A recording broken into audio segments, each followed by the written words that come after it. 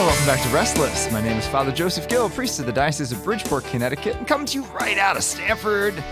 We've got myself, Lauren, Paul, and Angelica. Thanks so much for joining us. And this is kind of our sequel of a multi-part series about what's wrong with those kids these days. Not really. All of us have had a lot of experience working with young people. Both Paul and Lauren work with youth group. Lauren has mentored a lot of young people through her work with Frisbee. Angelica lives with a lot of young children. She is and helps with youth group. And helps with youth group. She's one of 10 children, one of 11 children, and I've done youth ministry for the last 20 years. And so, although none of us have biological children, we've worked a lot with young people. And we're just going to talk about kind of parenting, because I realize just from feedback that I've gotten that a lot of our listeners are people that have kids.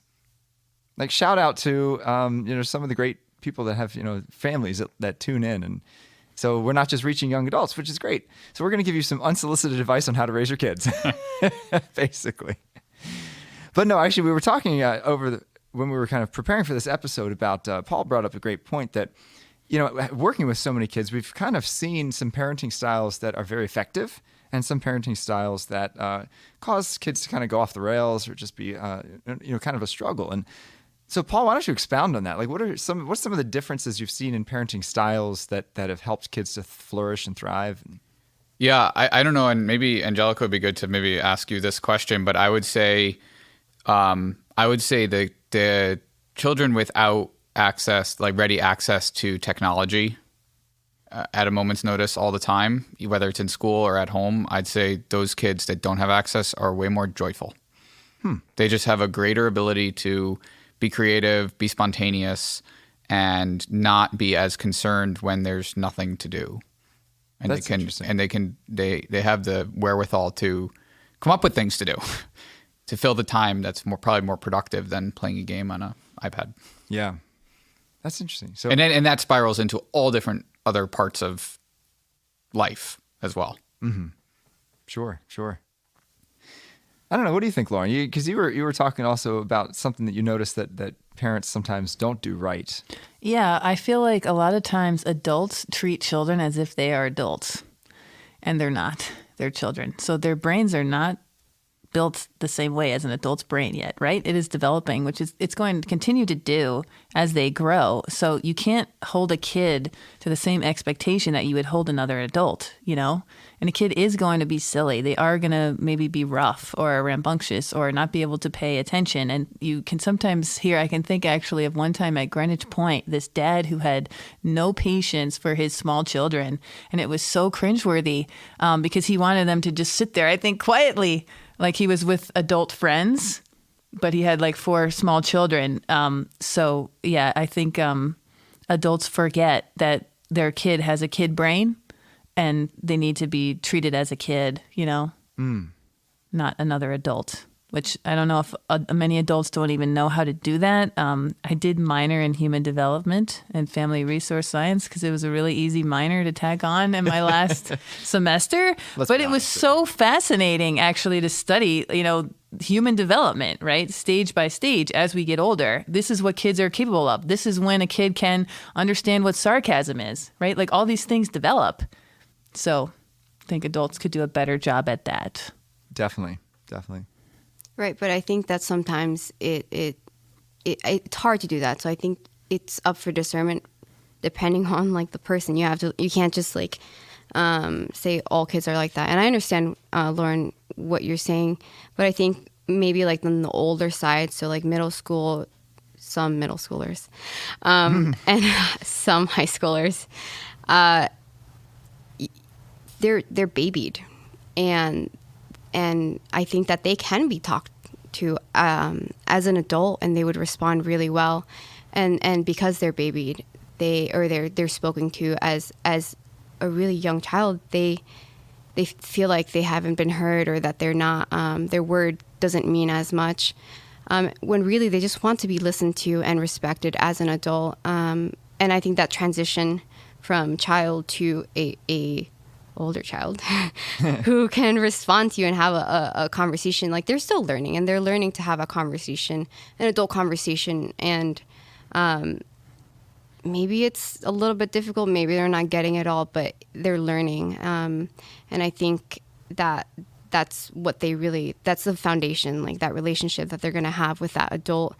So Lauren, these kids that are talking to you and asking you these questions, and sometimes you can talk to them and respond as you would to any child, but then there's that one kid or however many that you would respond to as an adult, and you know that you can talk to them like that because the Lord nudges you, let's say. Yeah. And that's really beautiful. You're participating in molding that child. And so, yeah, that's... Yeah, no, I think this is multifaceted. Like what I'm hinting at is when you see an adult get frustrated with a kid because they, I guess, can't get that the kid behaved in a way that was like a kid, right? And they respond like they're engaging with another adult. They're engaging with a kid.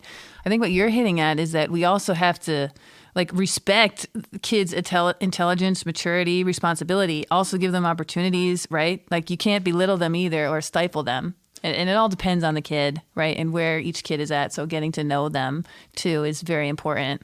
Yeah, I think a lot of, at least I've noticed it. So I don't have any kids, right? But I've been very close with my niece who, she's 11 now, but I've stayed close to her. Like I've intentionally stayed close to her, trying to see her as much as I can, which is harder and harder, but we do the best we can. And so it's fascinating, but I have a decent memory. And so I remember pretty well. Like I remember third grade and on very well. I just remember a lot from those years, third grade through my education. So I remembered to go to Angelica's point, I remember what I could handle at that point and how much I could process and take in and learn and how quickly that was. I remember that. And so whenever I spoke with my niece when she got about that age, third, fourth grade, I would start speaking with her as if she was an adult because I knew that was going to help her development even more. And I tend to use large words that adults don't necessarily understand, but now she does, right? So that's good. But at the end of the day, we would still have fun. You know, we would still have the ability. I knew that she couldn't sit still. She's crazy and like she does Ninja Warrior stuff now, like competitively. So she's crazy. Cool. She's out of her mind with that kind of stuff. And I knew she loves to just run around and be rambunctious. So like, okay, well, I can do that too. Because I was 25 at the time or whatever, right? So it's a balance, and I think you have to realize both of those things. That I think another thing is that time for kids moves much slower. So 1 year in a child development is a lot versus a year for I can't keep track of what things happen in 18, 19 or 20. I have to like really decipher it to figure it out. But those years will be very significant for a child who's 9, 10, 11 and 12 or whatever. So and I think parents don't necessarily they may not fully understand that or comprehend that, or maybe people that are one step removed from the parents don't understand that. Yeah. You know, I love St. John Bosco. He's one of my favorite saints, and he worked with youth his entire life. He had a great quote. He said, get them to love you and they'll follow you anywhere. You know, and that's kind of always been my motto of youth ministry is that, you know, you have to win someone's heart. And that's, I think, true with parenting too. You know, because a lot of parents kind of assume that their kid is going to automatically love them. And they do, you know, on some level. But you also have to have like common ground with them, like to be able to talk to them, to know their hearts, you know, to know where they're at. Because every kid, as you say, like every kid is individual. Every kid is different. And some kids respond differently to this thing or that thing, or, you know, their interests are different. And so to really love them as a parent, you know, you're right. You have to kind of discern, okay, is this kid just like rambunctious because that's like their personality and that's their energy and God made them that way. And so we can just direct them to use that energy for God's glory. Or are they really troublemaker that really needs kind of like to be called on to a higher kind of like, you can be more mature than this. Right. You know, so that's the discernment that comes about through knowing the kid, knowing them well. Right. And I think Father Joseph, to give him some props, has a phenomenal gift of relating to middle school and high school students better than any other priest I've ever seen. So I think, and I would say kids follow you anywhere. And you built that youth group here in Stanford. And I hope they follow me to Jesus. That's the biggest thing. And yeah. And I do believe, you know, in I think most adults are actually really secretly afraid of kids. Oh, yeah. Yeah. You could smell it. You could see it in their faces when they see a group of children. Of course. Yeah. Control. They're terrified. We're all about control, and then children are not. They're not there yet. Yeah. Like when I would run youth group, and oftentimes, not you all, since I did work with Paul and Lauren and Angelica, but there's a lot of times I'd be talking to the adults and be like, hey, go have a conversation with a teen. And they're like, what do I say? Like, I don't know. Ask them how their day was. Like, I mean, like they just want to be talked to. Like, Start with anything. I don't know if it's like our really bad experiences of high school just kind of like dragging us on through our adulthood or something. But I think you forget. You just Or forget. maybe people just think, I don't know how to relate to them, but they're assuming too much there because, you know, I think in general, you can relate to anyone. I remember being a camp counselor and like a little 4-year-old camper was like my best friend at that camp. And I was like 16 or 18. And then it goes the other way, right? Like you may be in your 20s, but you can relate to a 70-year-old. yeah, You know, like sure. we all can relate to different people, right? Well, when you look back at the mentors in your life when you were a teenager, you know, were there adults that you just really kind of connected with other than your parents?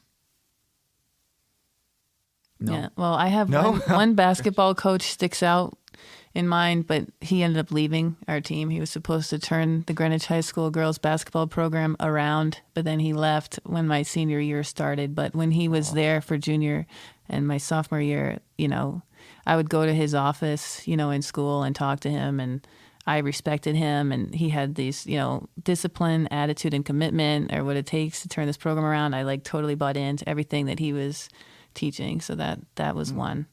And then of course my dad too. Like I know that my like when I had to do a college essay, like the person who's like impacted your life the most significant person. I wrote about my dad. I don't know if that offended my mom, but at that time it was my dad. So Yeah. I can think back, my scoutmasters when I was in Boy Scouts, all of them were very good, but in particular, the one that was there for the bulk of my time was, his name was Mr. Long, and just a man of great integrity and a man who, he had this very patient way about it. You know, we were rambunctious 13, 14-year-old boys, but he never grew angry, you know, and if we ever needed to be corrected, he'd always take us aside and just with like the softest voices and just the calmest demeanor, just be like, hey, look, you know, maybe you should make a different decision going here. But he was also a lot of fun. I remember he let us ride in the back of his pickup truck, which I think was against the rules, but, but, yeah, I mean, like he was able to relate. And I remember just really like cherishing like just that relationship because he mentored me a lot. Do you have anybody, Angelica? I have snippets of people, I think, throughout my life, and just growing up, and then that painted a bigger picture to like what I want to be. But I wouldn't point to a single person and say this is the person that totally like was there and I looked to. Yeah. Okay. I would say I had my first real mentor in college.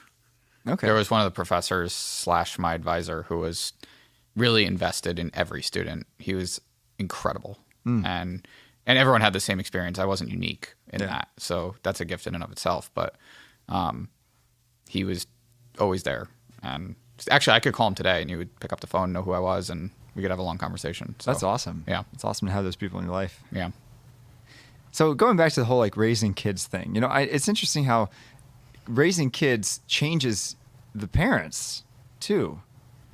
Have you noticed anything in your friends or I don't know if your cousins or, you know, siblings have started having kids? Have you noticed a change in them because of the kids that they've had?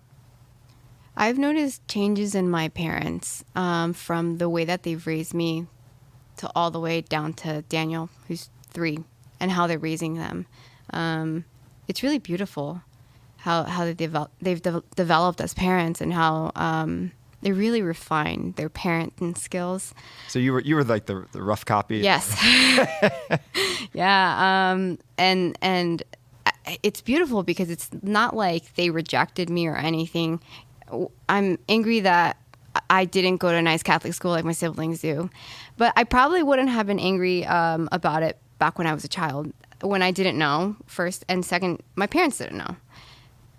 But it's beautiful to see the effort that they're putting in, and I know that they put it in from the very beginning, from raising my brother to me to my next sister, and then all the way down to the 11th child.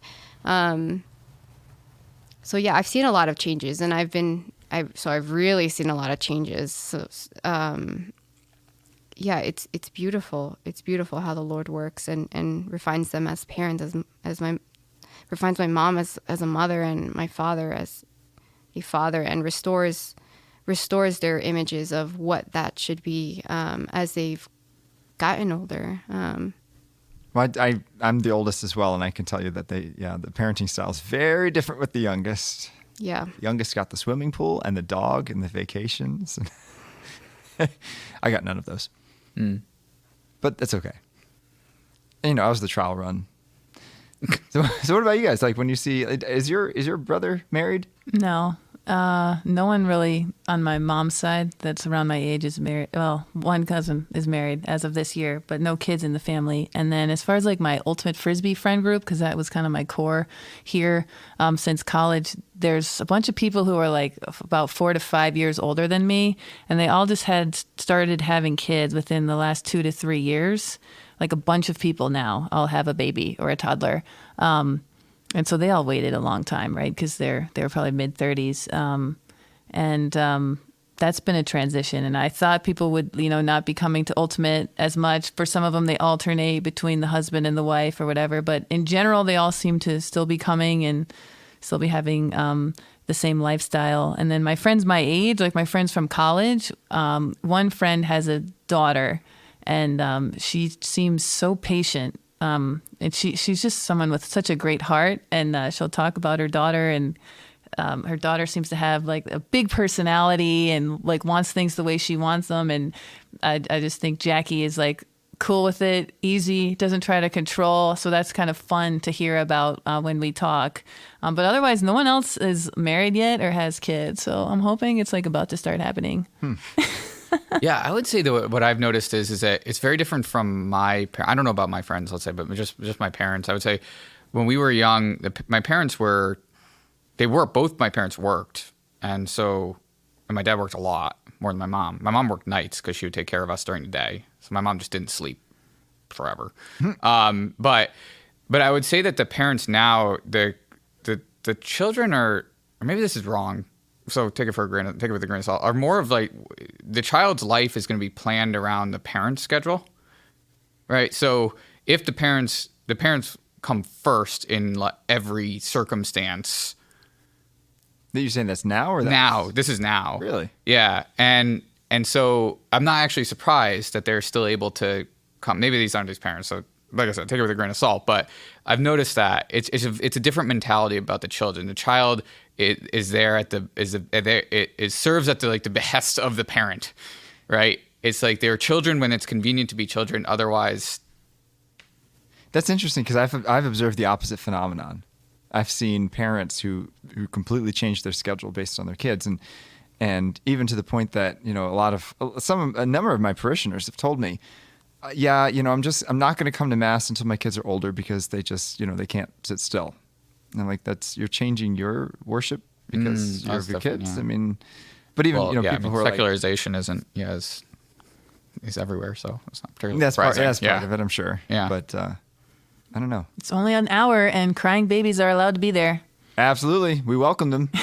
If your parish isn't crying, it's dying.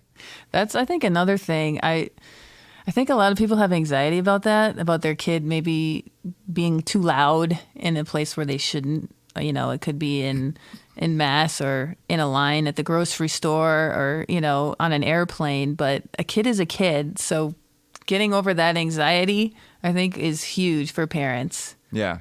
It's okay if your kid cries in church, Exactly. It may disrupt someone else's worship, but you know what? They'll get over it. They will get over it. Or they should, at least. And teaching the kid about the importance of worship is paramount. Oh, and my friend Mary said something really insightful, actually. Her son is 1.5 years, and she's like, I don't pull him out. I don't take him to the back of the church every time he cries, because then he's going to learn, if I cry, then I get to go and leave, right? So I'm not going to train him in that behavior. And I was like, wow. Yeah, I mean, my whole life, I've just seen kid cries, parent takes him to the back of the church, Yeah. It's just like an automatic thing. I would say I almost never get disrupted preaching if I hear a kid crying. Honestly, I don't even notice it. How about cell phones? Most of the Is time. that worse? Yeah, we had one last Sunday during the Eucharistic prayer. That was pretty bad. But You're making me miss Father Al from St. John's, because there would be like a sound from a kid and he would just call it out how much he loved it. Yes. It was so sweet. Beautiful. Oh, love Totally that. embarrassed the parent, I'm sure. Like, Of course. Yeah. Yeah. Me and my parents gave up trying to control the volume level of my brother and I because we were both very loud children. So well, they just gave up. I mean- they're just like, this is the way it's going to be. Restaurants, doesn't matter. I People feel like I move got tables. scolded all the time for moving too much in mass. You know, can't you just sit still? But it's like, no, I couldn't sit still at that age. Right. You know, I like had to move for whatever reason. You know, because I was a kid. For sure. but the fact that you were there is critical. Yeah, we were always there every week. Wow. The one thing I've noticed within my own family regarding like how having kids changes you is my sister, my brother's been married for probably right now 2013, so about 8 years, and my sister's been married for 6 years. My brother has chosen not to have kids, and it's very unfortunate, and my parents are kind of heartbroken about it. My sister is pregnant with her third child, and I can tell you that my sister, when I talk to her, I know I'm talking to a mature adult. My brother is just basically a bachelor who has a wife. And it's just a very interesting experience of kind of contrasting the two when we get together. Like there's a maturity that you develop that you don't develop until you have kids, I think. I think that makes a lot of sense. And unfortunately, it just seems like men keep delaying this, you know? Like they don't want to commit. They don't want to get married. They don't want to have children. That's going to disrupt their lives. And it's what they are called to be, you know? Well, that brings us up to our next question, which is, in many ways, one of the things the world says about having kids is that it crimps your freedom, right? Because as a young adult, you have the freedom to do whatever you want, go move wherever you want, and, take a vacation at the drop of a hat. My brother decided to convert an old Volkswagen van and drive across the country for 6 months. He quit his job. His wife just went. You can't do that with a kid, right? So, I mean, first of all, from your experience with your friends who are married, do you see that their social life has changed and that you don't see them anymore? Because that's a complaint I hear about from a lot of people. The complaint is that the single people don't see their married friends as much. Yeah. Or with kids, perhaps. Yeah. Yeah. I mean, I think that's natural. So is that a reason to say I'm not, I want to delay having kids so I can continue to live this social life? No, I think you get. I feel. I don't know. I'm a different person and I'm weird, but yeah, I feel shackled to the single life, and it's not pleasant all the time. Do you think there's going to be a freedom in marriage? At least freedom from discernment. Yeah, maybe that's what it is, but that's what I feel right now, and it's a bit of a albatross right now. Interesting. Angelica, you're looking pensive. I'm thinking about freedom versus flexibility. So I think that those married couples or that don't want children, they're after max flexibility, so they can do whatever they want whenever they want, versus the freedom that they're saying that they want. Because is it really freedom if you can do whatever you want at any moment?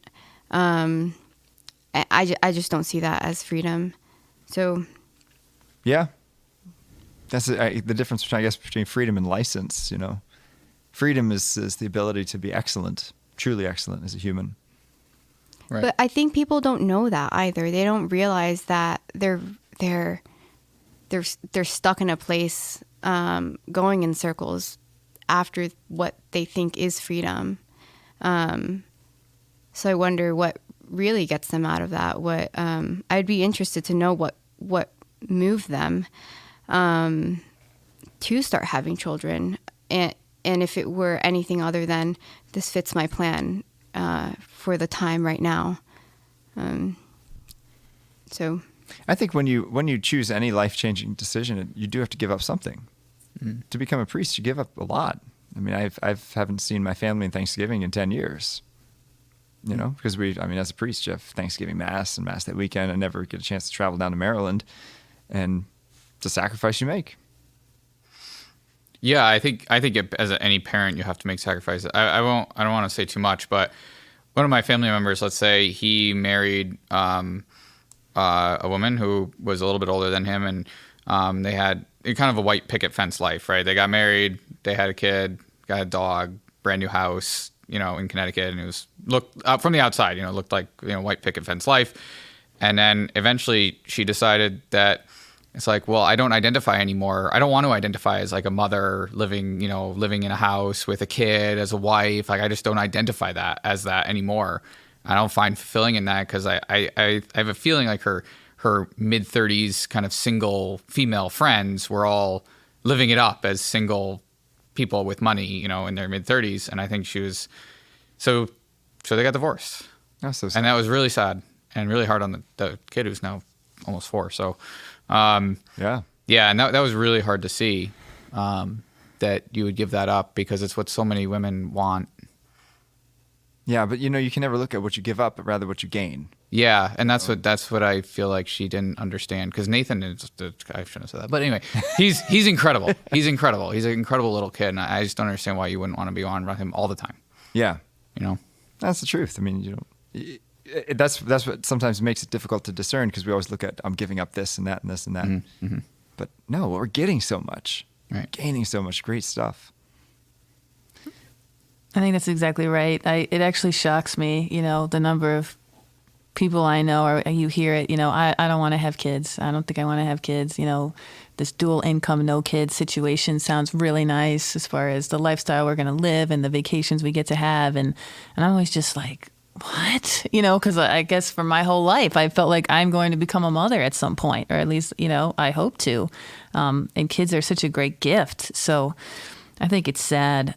But back to your, question about do people change when they're married? In my experience, I haven't seen a change. No, since graduating from college and coming back to this area, my friend group and my community became all these ultimate Frisbee players. Some people are single, some people are dating, some people were dating, living together, some people were married, and then, maybe a few. Well, some people are older. It's also a wide range of ages in that community. So yeah, some people are older with kids, but we bonded because we share this activity that we love and we're all like obsessed with it. So we can talk about it and stuff. But then we also would do other things like board game nights or go out or celebrate a birthday or go away skiing, so we bonded, and it didn't matter kind of where anyone's status was in life. They were part of the group. So they bring their kids over? Well, there really were no kids. Like, the older people wouldn't come, but for the longest time, nobody was having kids. A lot of them weren't even getting married, which I didn't get, but I guess that's just the secular culture. You live together for however long, you're essentially married. I don't know. I mean, I guess they don't see it that way, but eventually they decide to get married. So that's why it doesn't make a difference. And I kind of actually wonder, now that I'm more in this Stanford Catholic community, what's going to happen, because it doesn't seem like there are as many married couples, right, that come to our Faith on Taps and our young adult mass. Well, it's usually single people. Right, right. Well, and I can understand if you have children, then you can't come, but also, why not come? Like, they're fun things to do. Yeah, exactly. Yeah. I would say that the of my friends who've had kids, there's quite a few. I would say that the more, going back to your point on maturity, I think the more mature ones that have their life together, so to speak, although that's a terrible way to say it because I don't think anyone really does, but they're the ones that have they're the ones who choose to have kids. So that maturity might happen first, maybe. Yeah. And then that makes them that's decision. possible. Right. I don't know. So last question with the minute that we have left. The other excuse that I often hear quite a bit is for not having kids is, man, the world is such a messed up place. Why would I bring a kid into this world that they're only going to suffer and the world's going to get worse for them, and all this 1,000 of the bad things that are going to happen.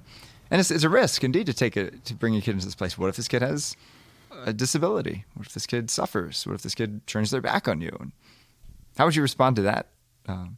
I have heard that too. That was another one that shocked me. But what I would say is, you get the opportunity to create a human soul that will exist for all eternity, right? Someone that you will be with forever. So this life is temporary and short, and it may continue to get worse and worse and worse. It may be horrible. It may be rough, but we know that there's another life coming.